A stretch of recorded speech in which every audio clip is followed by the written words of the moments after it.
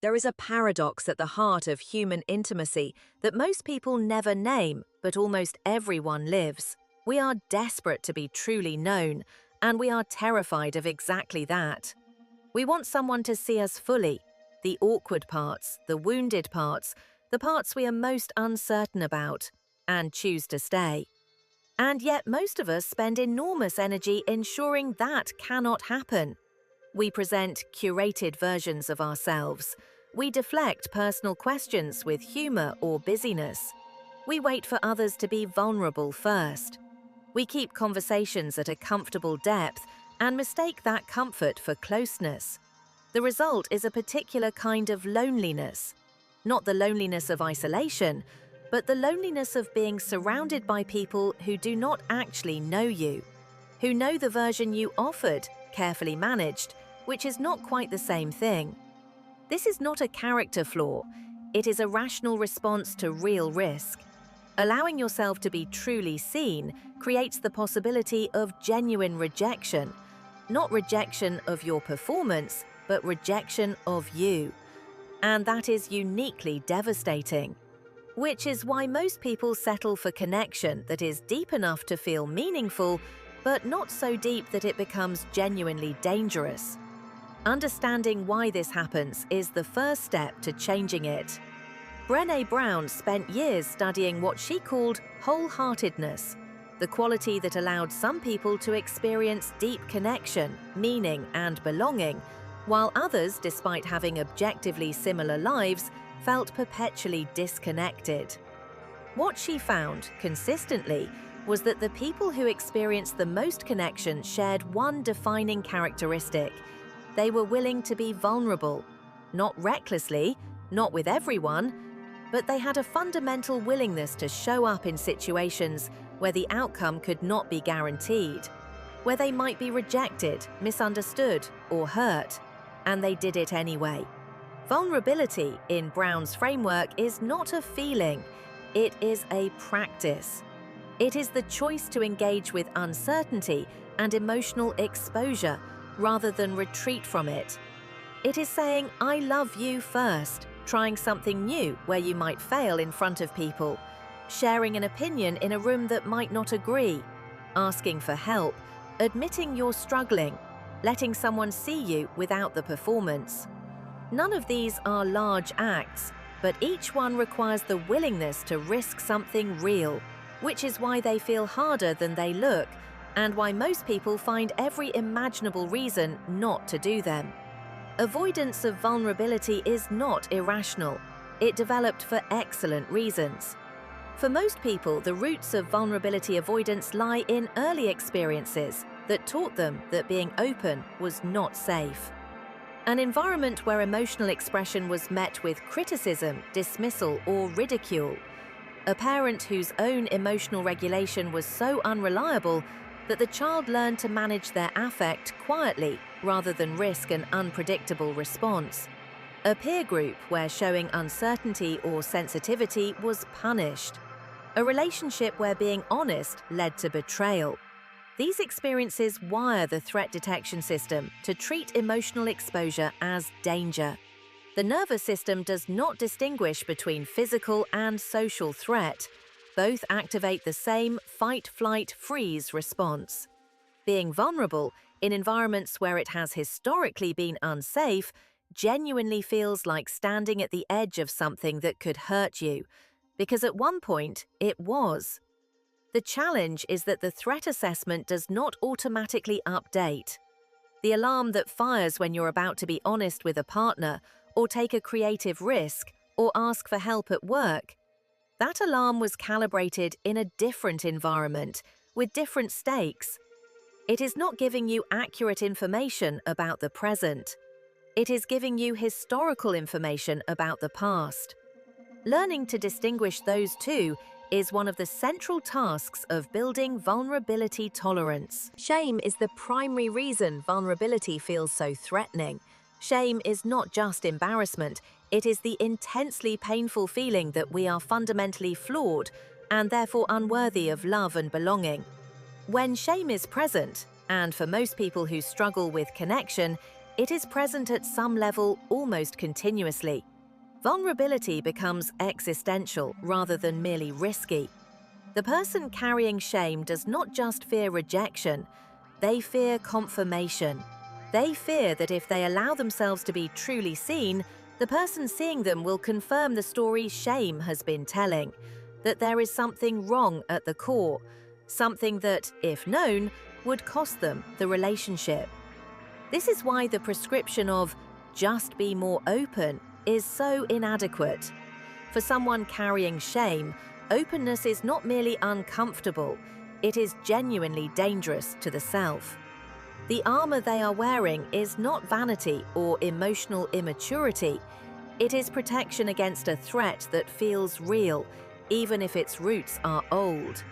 Healing this requires two things simultaneously: reducing the shame through the experiences that actually heal it, more on this shortly, and building enough safety in specific relationships to tolerate the risk of being seen. Neither is fast. Both are worth pursuing. The research on human belonging is unambiguous about what produces the experience of genuine connection, and it is almost never what people assume. People commonly believe that shared experiences, time spent together, or liking the same things produces connection. These are conditions, not the mechanism. The mechanism, consistently across studies, is perceived acceptance. The specific experience of feeling that someone knows you and accepts you anyway. Not despite your flaws, but including them. Not a curated version of you, but the actual one. This kind of acceptance cannot be produced by performing well. It cannot be manufactured by being agreeable or impressive or consistently helpful. It requires showing something real and having it received.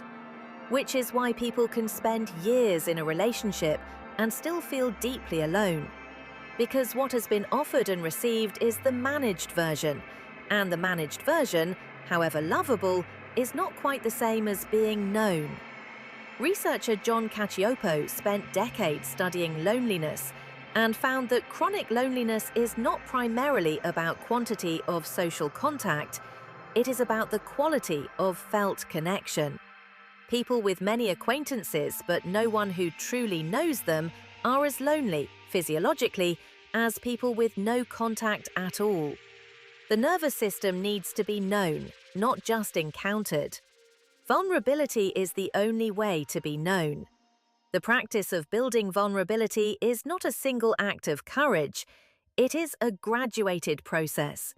And understanding the graduation is what makes it sustainable rather than overwhelming.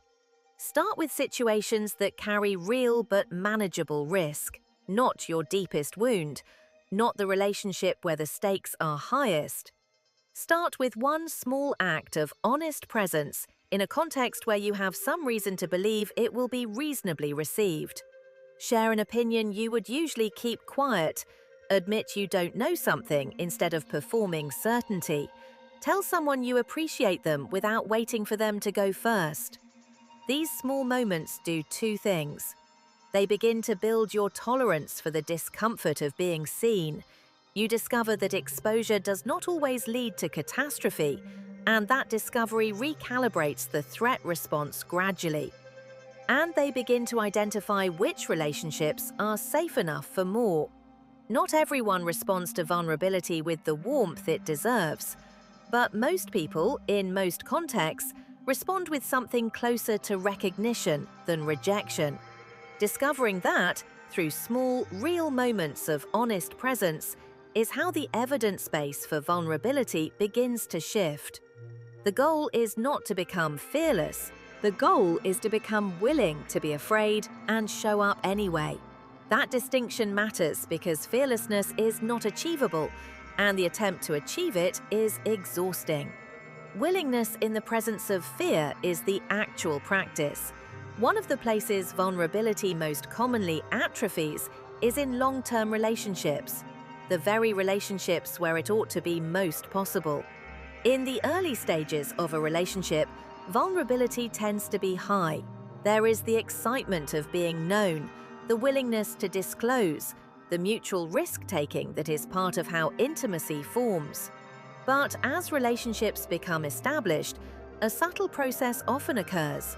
Both people begin to rely on assumptions rather than fresh disclosure.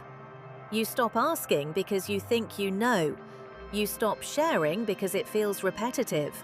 You manage conflict to preserve the peace. You perform well-being you don't feel, because vulnerability in a long relationship feels somehow more costly than it did at the beginning, because now there is actually more to lose. Research on long-term relationship satisfaction consistently finds that the quality of ongoing emotional disclosure, not just in the early stages but maintained over years, is one of the strongest predictors of both satisfaction and durability. Couples who continue to be genuinely curious about each other, who continue to take the risk of honesty, who maintain a practice of real presence rather than managed performance, are significantly more connected and more resilient when difficulty arrives. Vulnerability in long-term relationships is not the same as it was at the beginning, but it is still the mechanism. It never stops being the mechanism. There is a reason vulnerability is worth all of this, a reason beyond the research, beyond the frameworks, beyond the skill building. On the other side of being truly seen, in the moment when you have shown something real and had it received with warmth, something shifts that nothing else produces. A specific sense of belonging, not because you earned it, not because you performed well enough, but because you showed up as yourself and were chosen anyway. That experience is one of the most healing things available to human beings. It is the antidote to the shame story. It is the evidence the nervous system has been waiting for.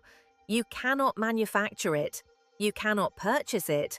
You cannot produce it by being impressive. You can only create the conditions for it by being willing to risk it, by offering something true and sitting with the uncertainty of how it will be received. Most of the time, when you take that risk with a reasonably safe person, what you receive back is recognition. Me too. I'm glad you told me. I've felt that way too. Connection. The specific experience of being less alone in your experience of being human. That is worth being afraid. It has always been worth being afraid. The question is not whether you will ever feel ready. You won't.